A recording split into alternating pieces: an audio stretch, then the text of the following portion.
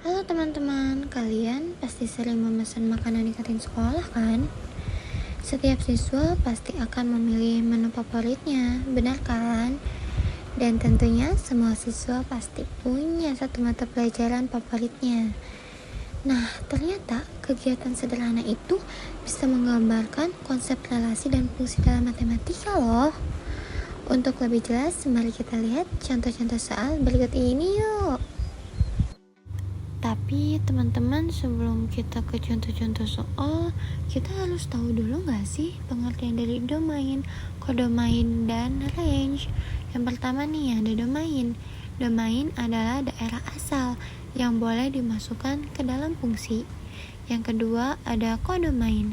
Kodomain adalah daerah kawan atau bisa juga disebut daerah lawan.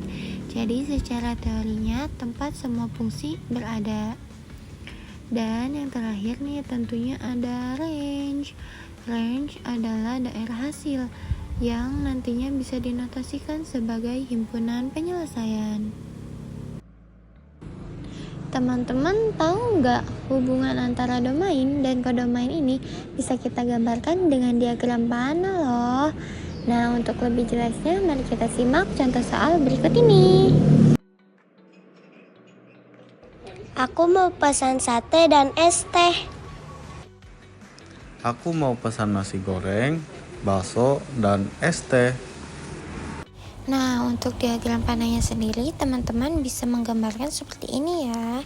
Yang pertama, Nana memesan sate dan es teh, sedangkan Nunu dia memesan nasi goreng, bakso, dan es teh.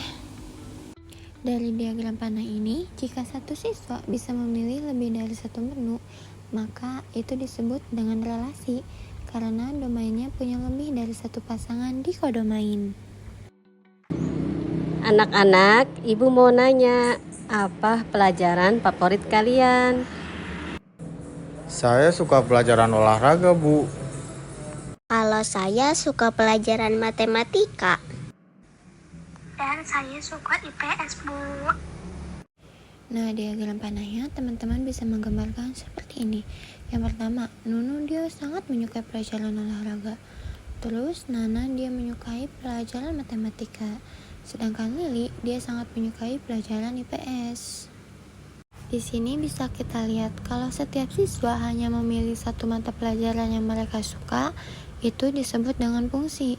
Artinya setiap anggota domain hanya punya satu pasangan di kodomainnya. Coba teman-teman perhatikan lagi diagram panah yang sudah tadi kita buat ya. Di sini relasi hanya menyatakan adanya hubungan. Setiap anggota domain bisa memiliki satu, lebih dari satu, atau bahkan tidak ada pasangan di kodomainnya.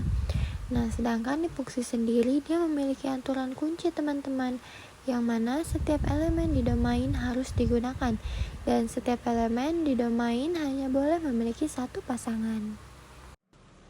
Sekarang dapat kita simpulkan nih kalau relasi menggambarkan semua kemungkinan hubungan, yaitu domainnya boleh memiliki lebih dari satu pasangan di kodomain, sedangkan fungsi adalah relasi yang lebih teratur, artinya satu domain hanya punya satu pasangan.